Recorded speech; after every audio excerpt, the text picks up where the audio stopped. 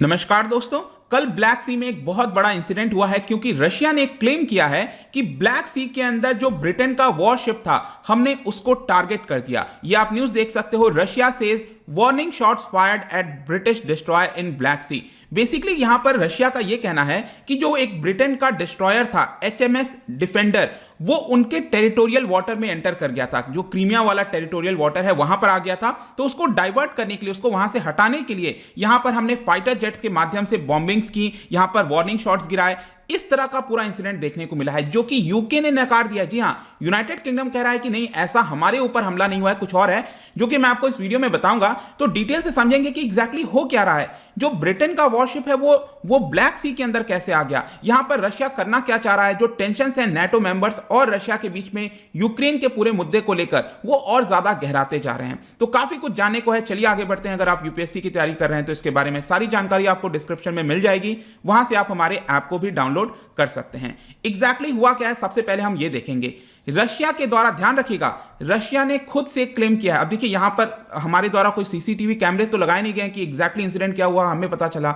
यहां पर रशिया जो बोलेगा और जो यूके बोलेगा, उन दोनों का क्या कहना है वो मैं आपको यहां पर बताऊंगा। तो रशिया ये कह रहा है कि जो ब्रिटिश रॉयल नेवी एक डिस्ट्रॉयर है एचएमएस डिफेंडर, वो उनके टेरिटोरियल वाटर में आ गया था, जिसकी वजह से हमने उनके ऊपर शॉट्स गिराए और बॉम्ब्स भी फायर किया है। और रशिया ने यह भी बोला था कि हमने ये बॉम्ब्स और शॉट्स गिराने के पहले उनको वार्निंग भी दी थी कि आप वहां से चले जाओ, लेकिन रशिया ने यहां पर किसी भी वार्निंग को नहीं सुना। उसके बाद जाकर हमें यह करना पड़ा। तो सबसे पहला तो क्वेश्चन आपके मन में यह आना चाहिए कि इंसिडेंट हुआ क्या है, एग्जैक्टली हुआ क्या है, कहां पर हम इसकी बात कर रहे हैं। देखिएगा, हम बात कर रहे हैं सबसे पहले तो यूक्रेन के पास ये जो क्रीमिया था पहले 2014 में, आपको याद होगा, और 2014 में रशिया ने इसको एनेक्स कर लिया था एक प्रकार से, जो पूरा क्रीमिया है। और आपको पता होना चाहिए यहां पर सी ऑफ अजोव देखने को मिलेगा, ये ब्लैक सी है, और इधर लेफ्ट साइड में आपको यहां पर जो मेडिटेरेनियन सी है, एजियन सी है, वो देखने को मिलता है।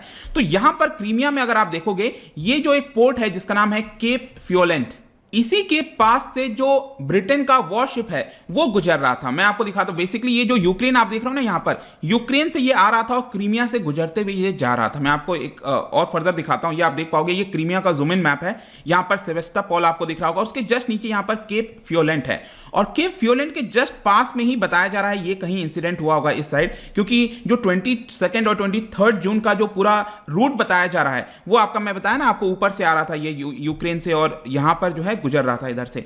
तो ये क्योंकि रशिया ने क्लेम किया है कि वो उनके काफी ज्यादा नजदीक आ गया था। बेसिकली रशिया ये कह रहा है कि करीब 3 किलोमीटर इनसाइड आ गया था उनके टेरिटोरियल वाटर में, जिसकी वजह से पहले हमने वार्निंग दी, उसके बाद वो वार्निंग को नहीं सुन रहा था।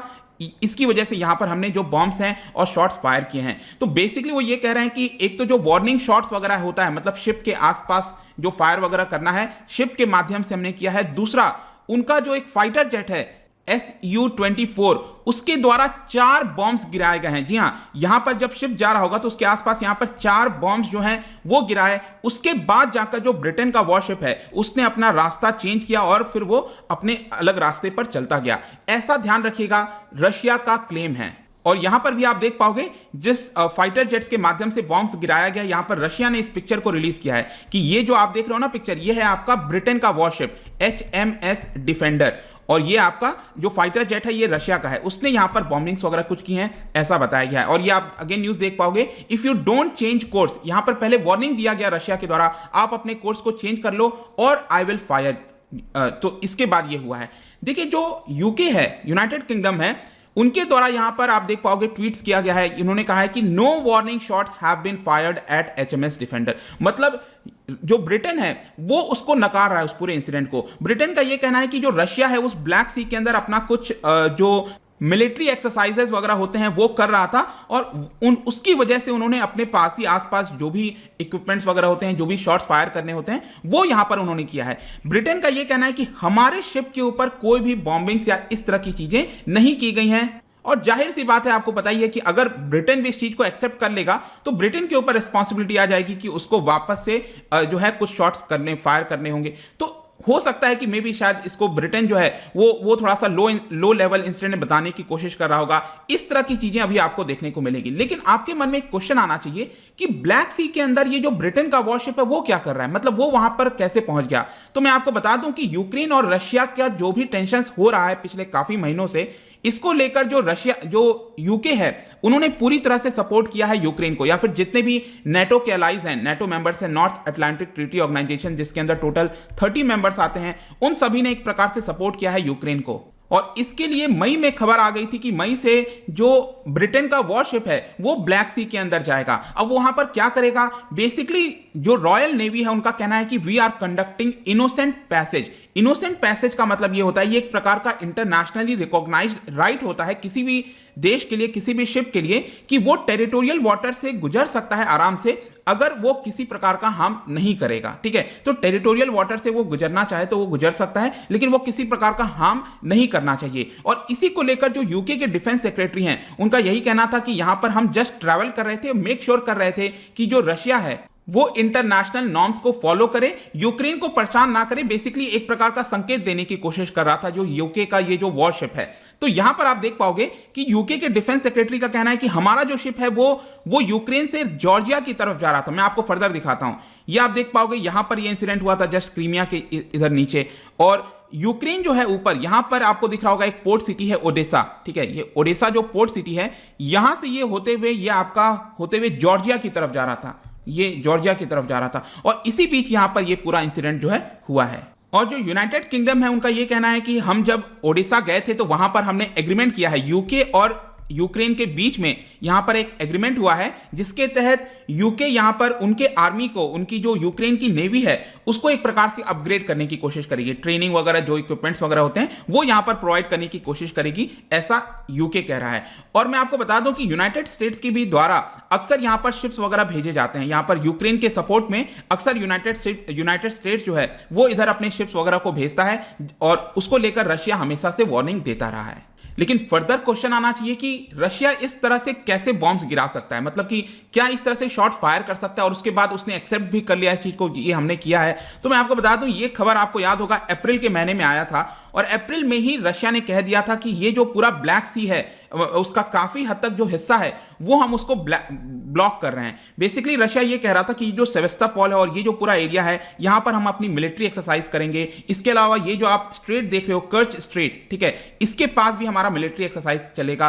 तो रशिया ने पहले ही वार्निंग दे दी थी अप्रैल के महीने में कि ये लगभग जो पूरा एरिया है यहां पर हम इसको सील करने वाले हैं, मतलब जो फॉरेन शिप्स हैं उसको अलाउ नहीं करेंगे, ब्लॉक कर देंगे। तो इसी को लेकर यूएस और नेटो के द्वारा रशिया के इस प्लान को एक प्रकार से स्लैम किया गया था। और ये आप देख पाओगे यहां पर बोला गया था कि 24 अप्रैल से लेकर 31 अक्टूबर तक ये करीब 6 महीने तक जो पूरा एरिया है मैंने आपको बताया यहां पर ये एक तरह से क्लोज रहेगा।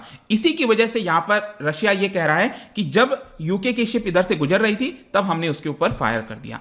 अब देखिए इसका सिग्निफिकेंस क्या है, ये पूरा इंसिडेंट तो हमने समझ लिया, इसका सिग्निफिकेंस आपको बहुत ज्यादा देखने को मिलेगा, क्योंकि ये इस तरह की जो टेंशन है वो कोई बहुत बहुत अनकॉमन नहीं है, अक्सर होती रहती है, लेकिन बहुत रेयर ऐसा होता है कि यहां पर ओपन फायर किया जाए किसी भी देश के द्वारा। तो यहां पर अब डायरेक्टली फायर ओपन कर दिया गया है, और इसी को लेकर जो यूक्रेन के फॉरेन मिनिस्टर हैं इसको जस्टिफाई कर, मतलब कि यूक्रेन का तो हमेशा यही कहना है कि एक प्रकार से जो रशिया है उसको परेशान करता रहता है। तो इस पूरे मुद्दे को लेकर यूक्रेन काफी ज्यादा बढ़ावा दे रहा है। यूक्रेन कह रहा है कि देखिए यहां पर रशिया ने आपके ऊपर फायर कर दिया और इसकी वजह से हमारे ऊपर अक्सर टेंशन बना रहता है रशिया का, वो कभी भी हमारे ऊपर अटैक कर सकता है। तो यूक्रेन ये चाहता है कि यूक्रेन और नाटो के बीच में जो कोऑपरेशन है वो और ज्यादा बढ़ जाए, क्योंकि मैं आपको बता दूं कि यूक्रेन नाटो का पार्ट नहीं है। यहां पर प्रोसेस चल रहा है, यहां पर बातचीत चल रही है कि यूक्रेन भी नाटो का पार्ट बन जाए, अलाई बन जाए एक प्रकार से। इसकी वजह से यूक्रेन आप कह सकते हो सुरक्षित हो जाएगा, क्योंकि आपको पता है रशिया फिर कभी भी अटैक करेगा यूक्रेन के ऊपर तो वो पूरे नाटो मेंबर्स के ऊपर अटैक माना जाएगा।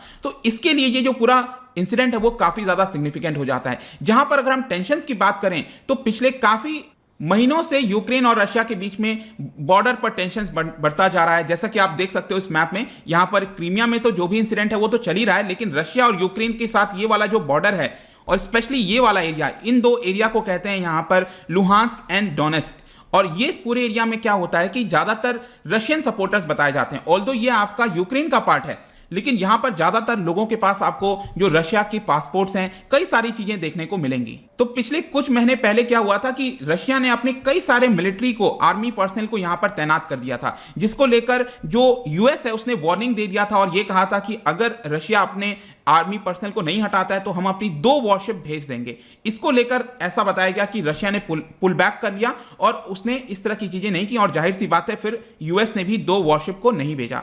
तो लगातार जो टेंशन है रशिया और जो यूक्रेन है और बाकी के नेटो के मेंबर्स हैं वो बढ़ते हुए देखने को मिल रहा है। और फर्दर यहां पर आप समझ सकते हो कि यूके ने अभी इसको एक्सेप्ट नहीं किया। अगर बाई चांस यूके इसको एक्सेप्ट कर लेगा था कि हमारे ऊपर शॉट्स फायर किए हैं तो फर्दर ये इंसिडेंट एस्केलेट हो सकता था। अभी के लिए तो अभी यही सिचुएशन है, लेट्स सी कि आगे क्या होता है इसको लेकर, क्या नेटो के मेंबर्स फर्दर ग्रुपिंग्स करते हैं और वहां पर कुछ करने की कोशिश करते हैं।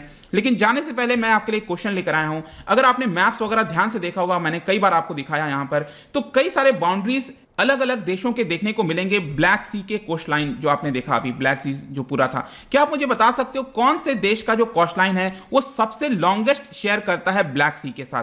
ये आपको बताना है। इसका जो राइट आंसर है आपको पता ही है, मेरे इंस्टाग्राम पर तो आपको मिलेगा ही। वहां पर अगर आप नहीं हो कोई बात नहीं, टेलीग्राम से भी ले सकते हैं इसका सही उत्तर। मैं कई सारे एमसीक्यूज यहां पर डालता रहता हूं, स्टोरीज के फॉर्म में आप जाकर प्ले कर सकते हो। बाकी अगर आपको इसका पीडीएफ चाहिए, अलग अलग सोशल मीडिया पर जुड़ना चाहते हैं तो आ सकते हैं। और अगर आप यूपीएससी की तैयारी कर रहे हैं, किसी भी एग्जाम की प्रिपरेशन कर रहे हैं, डेफिनेटली आप हमारे ऐप को डाउनलोड कर सकते हैं, studiiq.com पर जा सकते हैं।